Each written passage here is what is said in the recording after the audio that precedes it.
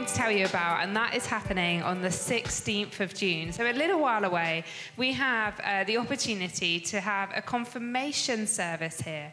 Now, you might be sat there thinking, I have no idea what a confirmation is. Do come and talk to me if you'd like to find out more, but just very briefly, a confirmation is where you are standing up and professing together with all of your family what you believe. And what you believe, if you're wanting to do that, the thing that you sign up to is saying, we believe in the creed that we've been working through as a series, as grown-ups and as youth.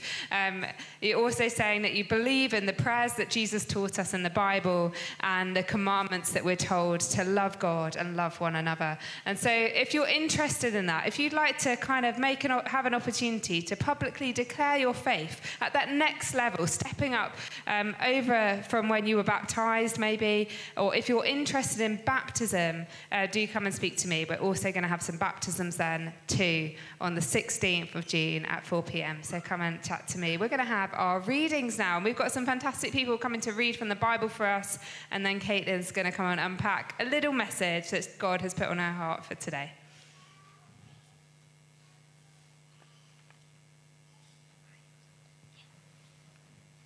Jesus said, "Peace I leave with you, my peace I give you. I do not give to you as the world gives. Do not let your hearts be troubled and do not be afraid." You heard me say, I am going away and I am coming back to you. If you love me, you would be glad that I am going to the Father, for the Father is greater than I. I have told you now before it happens, so that when it does happen, you'll believe. I will not say much more to you, for the prince of this world is coming. He has no hold over me, but he comes so that the world may learn that I love the Father and do exactly what my Father has commanded me. Oh man, thanks guys. Hold on. Thanks.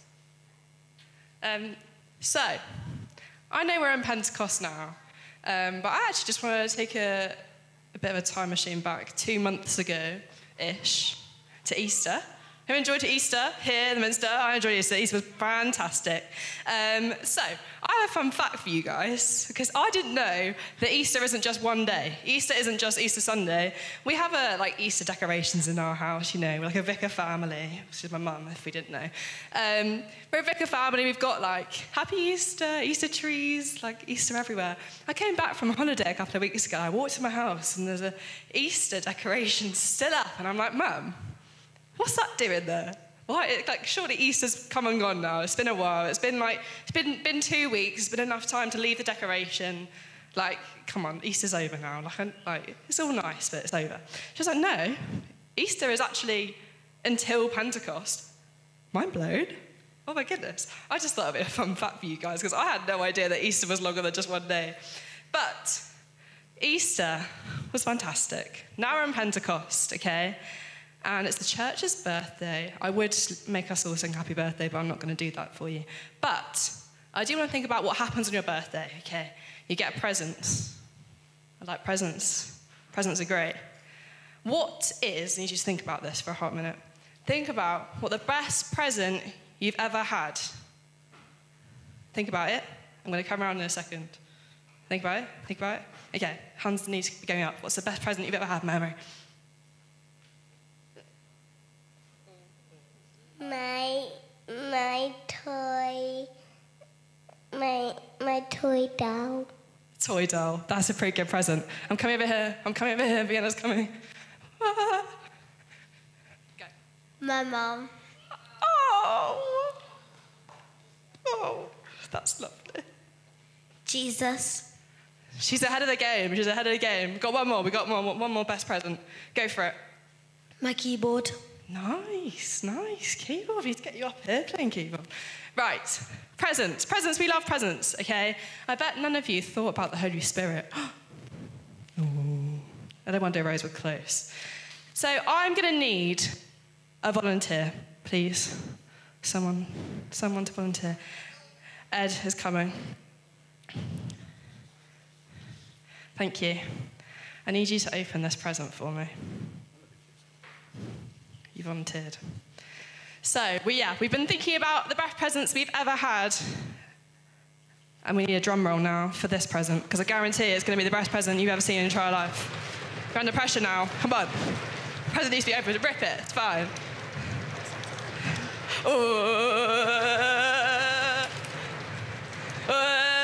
It's a box! Joking. What's inside the box? And, there's nothing. There's nothing in the box. Boo. But I promise you, thanks Ed, thank you for having. This is the best present you have ever had, okay? I know it might seem like nothing, you can't see what's inside the box, but what's inside this box and what is everywhere, including in our hearts, is the Holy Spirit. I know, right? This is the best present we have ever had. This is a present that Jesus left us with, as we heard in our passage, before he ascended to be with God. This present is so that we are never alone in whatever we are facing. This present is that we don't need to be afraid in whatever we're facing, because we have the Holy Spirit with us to give us peace, to give us wisdom, to keep us in touch with God. So, we have the best present ever, the Holy Spirit. So, at Pentecost, the disciples were gathered together in a room, and then suddenly there was a blowing wind and a massive rush of fire. And it's very easy to tell in a story, but this was crazy. Imagine if this building just there was fire. We would be freaking out quite a lot. A lot of them spoke in different languages. They didn't understand what they were saying. And even people that were outside the building came in and were like, oh my goodness, what is going on? You are speaking in my language and no one else knows this. No one else knows my language and you're speaking it. This is crazy. It's crazy what happened at Pentecost. And what's even cooler is we have that same Holy Spirit with you and I today. The possibilities are endless with the Holy Spirit. It might not be as crazy always as it was on the first Pentecost. We might not always faint and wave our hands around in the air like Jem shared earlier. We might not always even feel anything, but the Holy Spirit gives us peace and guidance and wisdom, and that is just an invaluable gift. So with the Spirit, we might feel the peace that Jesus talked about leaving us with in our passage. We might feel light and airy. We might feel hot and warm. We might want to shout out really, really loud. We might want to start laughing and never stop laughing. We might need to cry. And these are all great things that God and the Holy Spirit can just work through us in. But the Spirit is with us so that we are not alone. We have the same peace and wisdom as the disciples had back at the very first Pentecost, so we don't need to be afraid of whatever we are facing. Now, as I invite the band back up to start playing, there might be some people here who don't feel very peaceful right now. There might be some people here who would appreciate the reminder that they don't need to be afraid. There might be some people here that would love to be refilled with the Spirit or even feel the Holy Spirit for the very first time. There might be some people here who would love to speak in tongues, which is those different languages we talked about earlier. And there might be some people who have never, ever felt the Holy Spirit before, but this is the best chance we have to try.